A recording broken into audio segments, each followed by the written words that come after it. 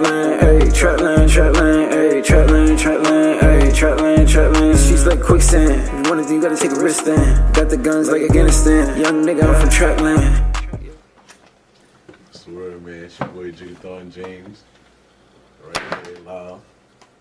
TRAPLANDTV. Got a very, very, very special guest, my brother Drew, coming to represent Bolden Mack. You know I'm respectfully of Bolden Mack, but I had to come let him, you feel me? That's his shit, really.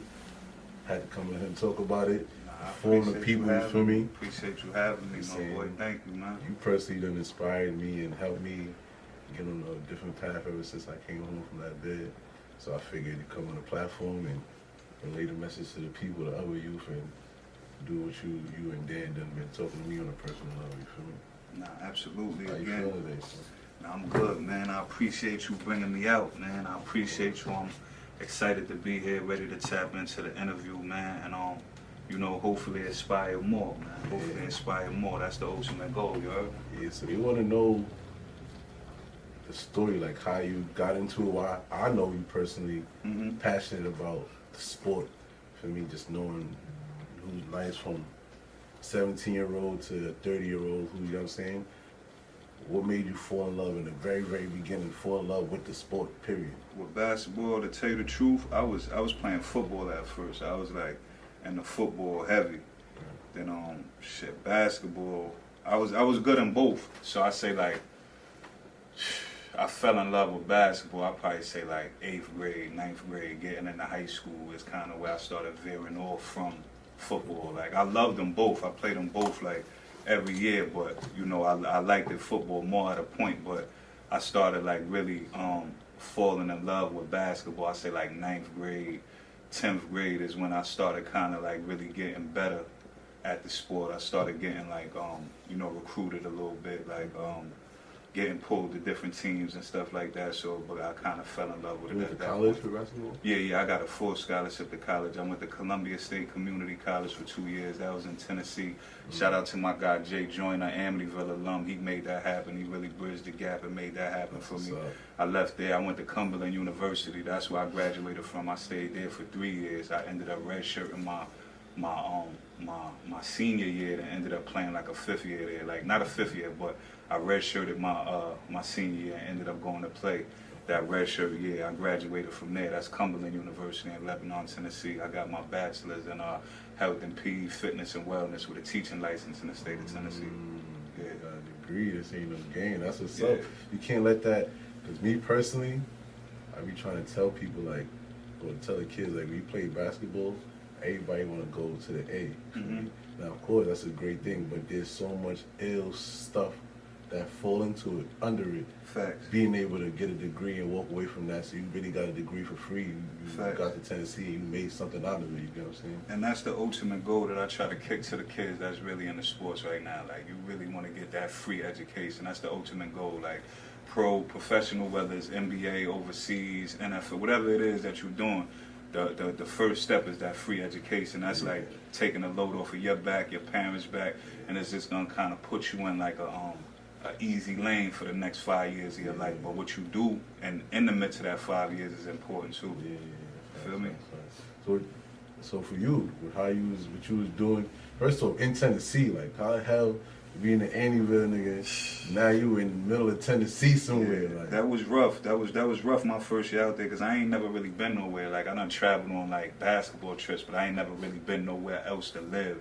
So that was like rough. Like I was crying like a baby my first year down there. My older brother Dre, shout out to my older brother Dre. He like made me stay. I'm calling my mom's like, yo, I'm ready to go. You know your moms are falling for anything, so she ready to like, all right, we just gonna get you a ticket to come back type shit. My brother was like, nah, we not jacking that. Like, yo, you staying. Like, so I ended up staying. I ended up really like falling in love with the situation down there. Like, cause I really just applied myself. My second year, my approach was different. Down there, I was trying to leave. I didn't really want to be there my first year, but my second year, I wanted to be there. I worked out a lot. I came back ready mentally more so. So I excelled a lot more. Like, and I kind of just enjoyed being away. Like, I fell in love with Tennessee. what kept you like out of trouble? Cause like not 50 Cam, somebody that I fuck with heavy. Like I really, And Cameron, I ain't no friend, he got the full ride. He was great at basketball. He got the full ride, I think, to Texas. But he got kicked out of school. But he started. He came back. Yeah, you feel me? What saved me was leaving. Like when you come back, it's lit. It's fair game. You're gonna go back to what you know. You right in the neighborhood. You got different resources that sometimes it's not good, and that could just lead to different things. So just staying away is what saved me, and that almost didn't work. When I came back, I was kind of like getting in the midst of different things like that, but I still stayed the course, so it kind of worked out. You know what I'm saying? That's good. What made you like stay like on something like I could like after Big Bro made you stay, you got mentally, because you got to figure it's a whole 5-year thing. So this is something that you got to be consistent with. It's not something at any moment you could be like, man, like how Cam did, man, I'm going back to, like, you know what I'm saying? What made you, like, because you got to come back for Thanksgiving break, Christmas break, so you're not just stuck down there. I was really like, I was focused, and I had like a good support system. Like I was really good at ball, so I really thought that I was gonna be like a professional athlete. So I had the support system that was like keeping me right. Like when I would be here, I would be in the gym heavy. You know what I'm saying? Like I'd be locked in the gym with a trainer, like getting my shit right off. I'd be in the Mac locked in. The Mac was a little bit different back then. It was just like a lot of like just local ball players that were going there that was really ball players at that time though. Like, and we'll have fools all the time. Like so. You know, I was pretty much engaged. Like basketball kind of had like my time through my teen years. You know what I'm saying? Still was, like I said, it never had me like my undivided like that to where like, and that's probably why I didn't really go the way that I wanted to, because it didn't really have my undivided attention. I put the work in, but I was just still doing other things that really wasn't conducive to being a professional athlete. You feel me? It happens though, you know, it's the hood. Yeah, you live and you learn. I wouldn't want it no different, like, you know what I'm saying? Like, and that's why I think I'm good, because I was content with where I left off with. I never was one of them like, damn, I could have been that, or would have like one of those hating on young dudes coming up that's playing ball. Like I was content, and like I get a lot of love still off of basketball. Like yo, nah, Drew is the truth. Drew is nice, so on and so forth. It don't really I know the shot is still, you feel me? Yeah. The jump shot is still elite, you feel me? Yeah. So what you gonna say? It never really meant much to me because I came up under great players that really went. So it was like the stuff that I was doing, I really didn't look at it like it was like a big time. I'm coming behind like AJ Price. I'm coming behind Jason Frazier. I'm coming behind Tristan Smith. I'm coming behind 4 state championships and 2 federation titles. So it was like the bar was set high. So I didn't really regard myself as like one of them. You feel me? Like the neighborhood did, but I never really did. I let the people kind of like, you know what I'm saying? So it was one of them kind of situations. So how you cross over that, coming back to the towns with a degree, which we're not gonna let that go over your heads. Coming back with a degree, how we get into the nitty gritty of why we here? How we get into Bolden Mack? Bolden Mack, I started Bolden Mack into an entity. Bolden Mack obviously always been there. Like, yeah, you know facts. I started that in 2017. One of my good friends passed away in 2015. He got killed. So from there, I wanted to do something like positive in his name. So in 2016, my homegirl Kim, she from the neighborhood as well. She was doing like a back to school give back. So I'm like, yo, I want to do a game. She was like, all right. So I brought her mad books. I brought her pencils, book bags, just to give away to the kids in the community, and we did a game. It was like a little tournament. Like I said, I played ball, so I had a basketball network. So I just hit a few people that I knew. A couple of my people's from Nassau, a couple of my people's from out east. We had a team from the hood out there. We had a wine dance team. So that was just the basics. It went good. From there, I was just brainstorming, like, all right, I could make this into a situation, and people would want to come. Like, you know what I'm saying? So I always, like, from the jump, like, if anybody that know me, that was talking to me from the time that I started Bolden Mack Park, and they like, yo, did Drew think that it was going to be where it was today? Right now at the beginning, they going to say, yeah. And it's still wild room for improvement. Like, I'm not content or happy at all with where it's at. I feel like it could be bigger. I feel like it could be a lot more, you know, ran smoother. We could have a lot more high caliber players. We could start getting more A-list celebrities there. Like, it's just a hunger for more, and a lot of it comes from, you know, not excelling as a basketball player. I excelled as a basketball player, but I didn't make it as a basketball player. So this time around, I'm taking everything. Like, I'm not leaving nothing on the table. Like, I felt like I came up short in that because of not really being able to take constructive criticism, not really having an open mind to take into the stuff that people was telling me or I seen. So With this, I listen. I don't want to say that I listen to everybody, but I listen to everybody. It's not going in one ear and out the other. Like, I take constructive criticism. If a referee telling me something, I'm listening to the referee. If it's a like a community person that's telling me something that's going on in the park, I'm on it. So it's like I'm a student. I'm a student of the game right now. Like, I'm all ears. You feel me? No, that's a beautiful thing. I mean, personally, I'm not gonna lie. I watch you take steps like little. And you could go back to that question. I didn't mean to get off topic. Go back to that question because that's important. Of, you know, how we got there and through the years and stuff like that. So we could stay there. Because I remember in the beginning, I remember bringing RIP, KJ Bowler, Lou Don Cash. Like, I remember, it's not like you just came out. No, it was like, oh, we're gonna start bringing artists. It's like you already had the vision. I remember sitting back. That's why I'm so invested, because like I'm watching the vision flourish. Like, you had it in your mind. Maybe you ain't tell me personally, like, this is what I'm trying to do. But I'm seeing what you're trying to do in the 2017. I figure I'm not originally from Amityville, so when I'm new to the community, I'm still trying to fit in. All my boys chill at the park. When I first lived in AV, I refused to go to the park. Minus even Bolden Mack shit, just to chill. Like, how I chill now. Now I come to my crib after I go do what I do at the park, and then come holler at me. You know what I'm saying? So after I left West Bath, went to West Bath for a little bit, and I'm like, yo, it's like a community thing. Like, my guys is over there. And then right around that time, every weekend, now I'm tapped into what's going on. I went away and I missed it. Like, even though there was COVID and it wasn't going on, I'm like, this is something I'm gonna be. So when I came back, I embraced it more, and it was like perfect, because everything you had going on was matching like what I personally envisioned. Like, I know this shit gonna be lit, bro. I'm trying to have my little side bets on the team.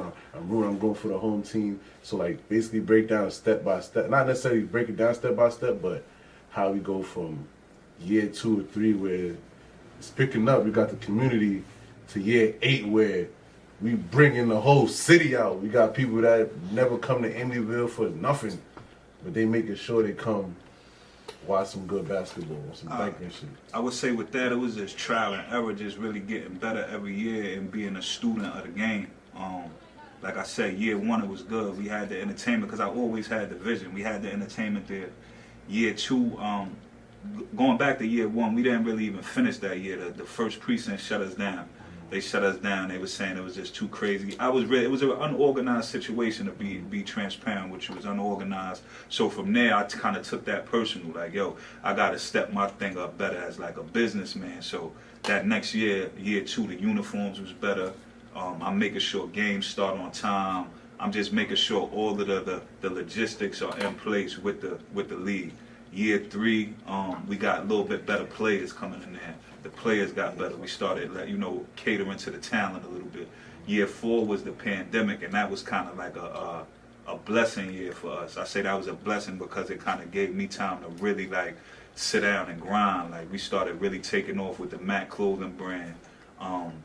We did the live streams. That went crazy. We dropped the top 50 list on Long Island. That went crazy. Got everybody buzzing. That was more so just social currency, really keeping the brand out, keeping people engaged at a downtime like that. So the pandemic was like a real blessing for me and the brand, because I feel like that kind of gave us a cushion. It was like a cheat time where we was able to like really lock in and work, and I kind of understood the market at that point. Like, I really understood what we needed in Long Island. So I think the pandemic is when like I really became confident in the brand. Like, I know what we doing. I know this is mandatory right now. Like, if I gotta leave out of this situation with $0 in my pocket, and we gotta make this happen, we gotta get entertainment here, we gotta make sure the vendors is outside, we gotta just make sure it's a lit situation, I'm okay with that, because I know, where that's guaranteed. So that pandemic year really put us in a different position. Year 5, that's when we came back out. Isaiah Briscoe opening night,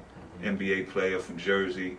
Everybody knew who it was. Pack house. We played against Wine Dance. They ended up beating us, what made it even better.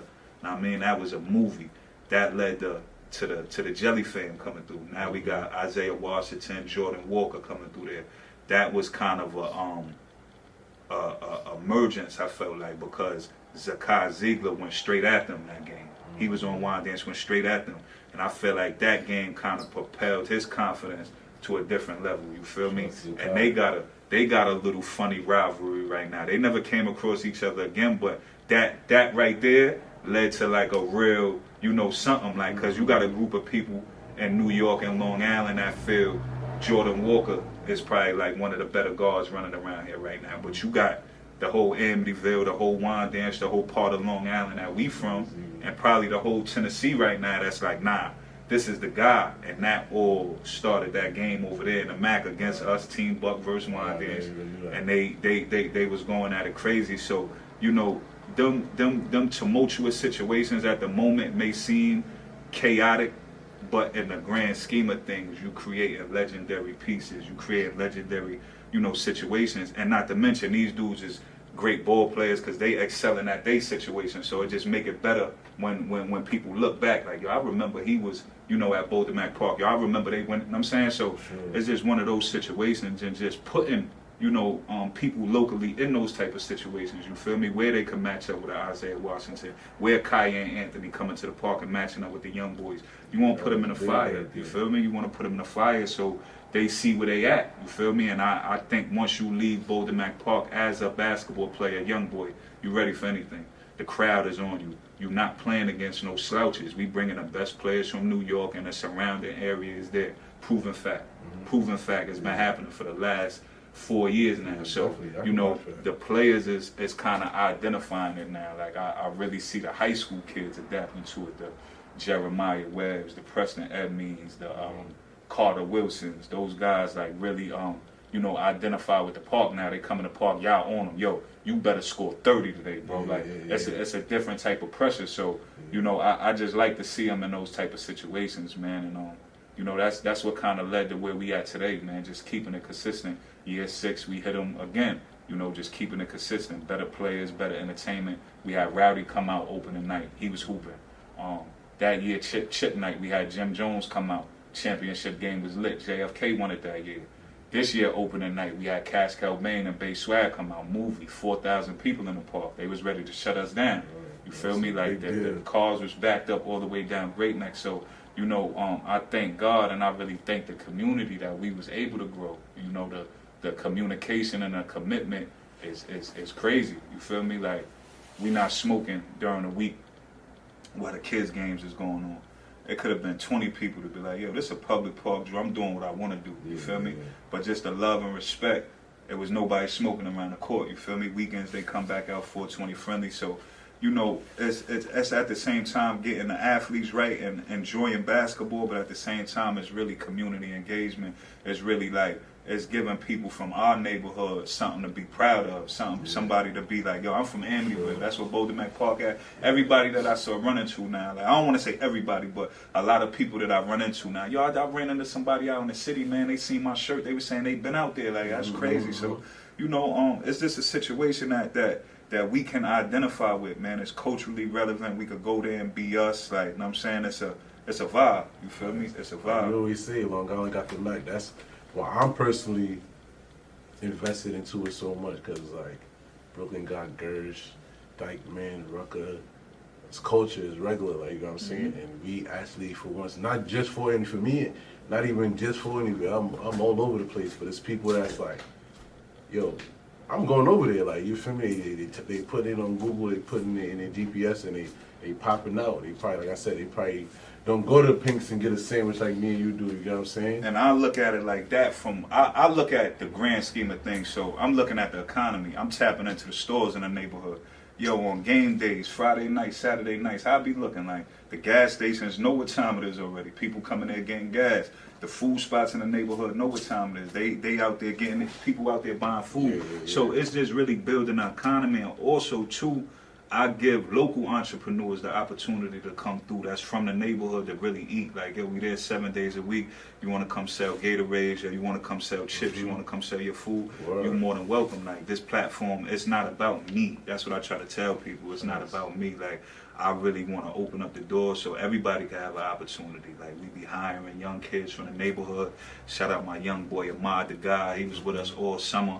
You know, tapped in, keeping the scores, the stats and all of that, man. That's just a kid engaged for 8 weeks now, man. You know, the idle time is where, you know, we lose our youth. So we just really keeping them engaged and, you know, spinning off into the Mac Academy, making athletes career knowledgeable. I think that's really going to be the vibe to really catch the kids, man. Get get them the proper training for basketball, but at the same time get them the career readiness advice, get them the civic information so they know the significance of politics in our neighborhood, get them the financial literacy information so they know how to deal with their money. This NIL situation is big, so kids is getting that bag thrown at them early, so it's like you want to kind of get them that information so they could start making investments or just start really managing their money the right way at a young age and kind of, you know, walk into life in a better, you know, position, because that's what it's all about. Like I told you, you know, you live longer than you play basketball, so we try to really like stress that to the student athletes, like, yo, you got to have a game plan to pivot up out of this after you've done.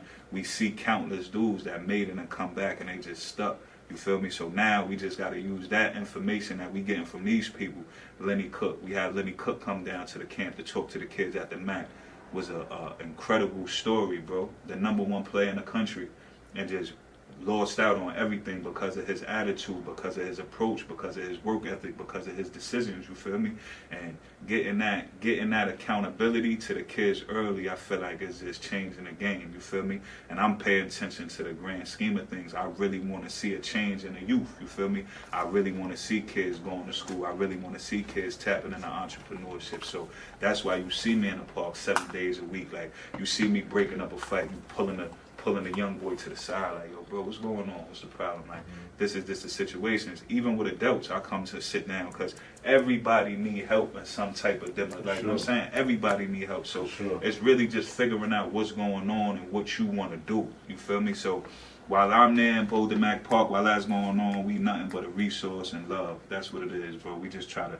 That's why I personally, not to cut you over, that's why I personally commend you so much, though, because it's not just like a selfish thing. I feel like studying entrepreneurship, any kind of business that somebody make, especially when it's, let's just say non-profits, it might be an ulterior motive for the person. Like, like I just read the other day, Naomi Campbell, like she was doing some shit for models, and it just came out that she was spending her bread on her own. You know what I'm saying? As opposed to you, I know, like everything you just broke down.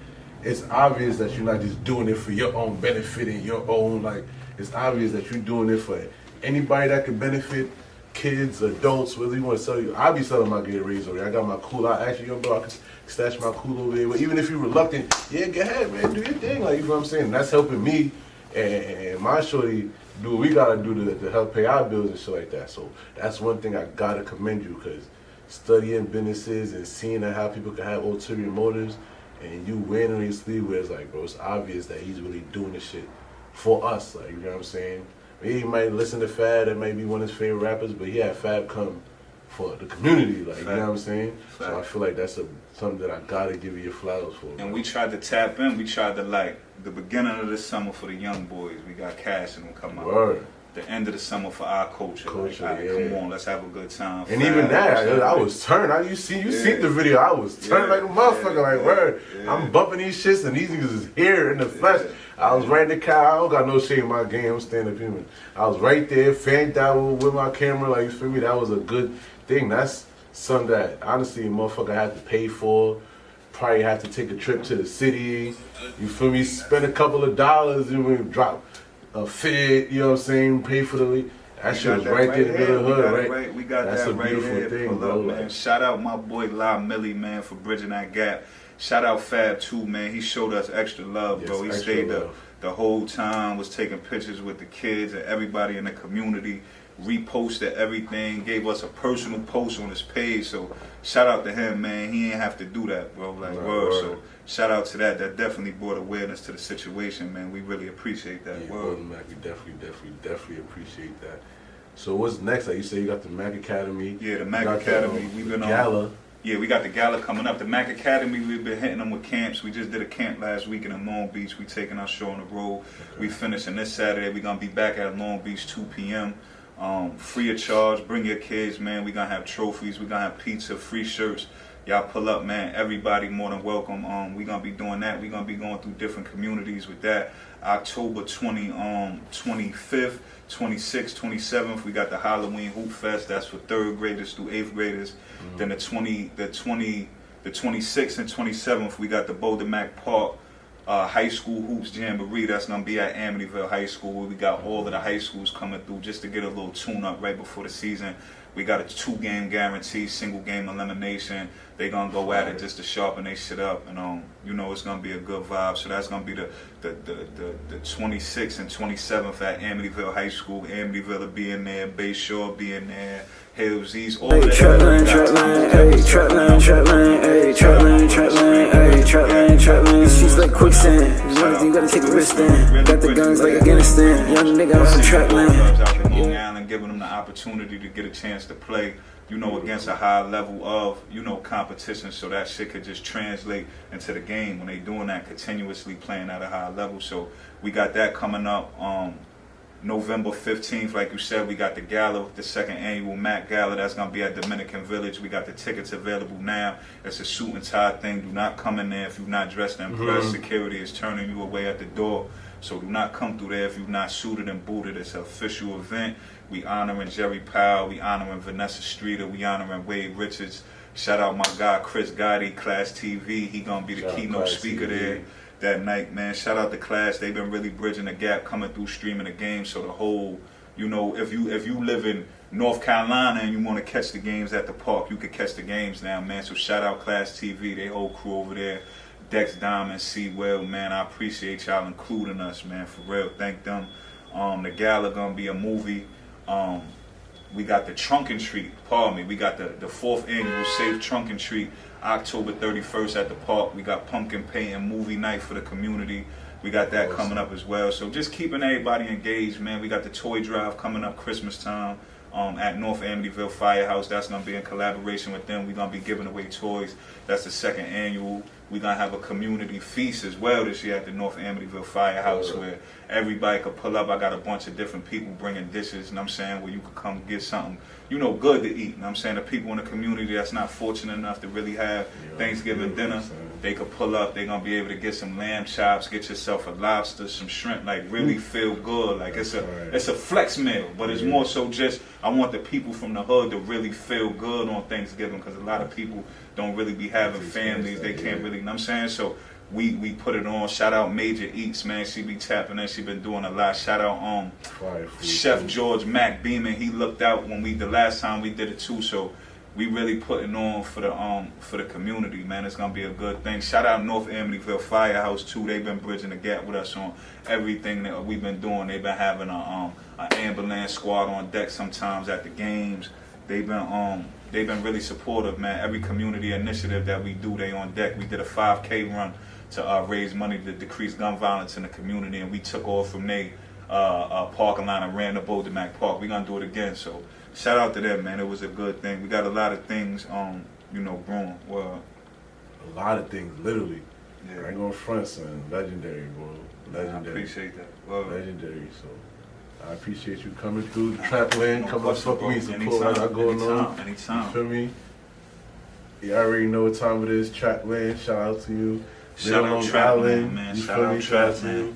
Had to have bro come through, you feel me? Legendary shit. Niggas be talking that legendary shit. And it's love, man. Shout out Trapland. The hospitality here was crazy, bro. Shout out Little on Long Island, man. I appreciate brothers that, you know, don't mind networking. We networking, we bridging the gap. We trying to push the Long Island culture, man. And we got to be able to bridge the gap. We trying to really, like, disconnect all of the weirdo energy. It's good vibes, man. Let's have good events. Let's get money, man. Let's have a good time, bro. We young brothers out here. Let's really push the culture forward, bro. So I'm here, man. Y'all know where to find us. 3453 Great Neck Road. We there 7 days a week. Long Island got the Mac Year 9 loading. Biggest thing in New York. Y'all make sure y'all tap in.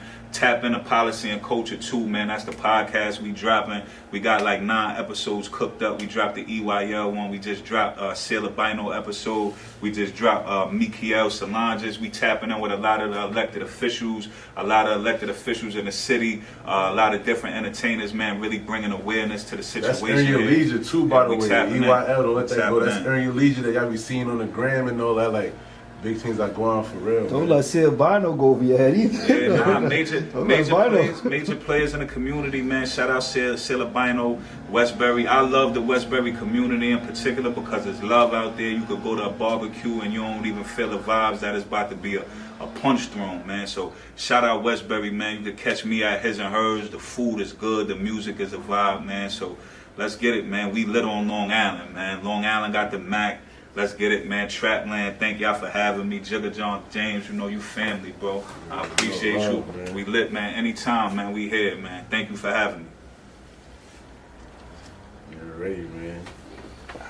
Hey, Trapland, Trapland, hey, Trapland, Trapland, hey, Trapland, Trapland, hey, Trapland, Trapland. She's like quicksand. If you want it, you gotta take a risk then. Got the guns like Afghanistan. Young nigga, I'm from Trapland.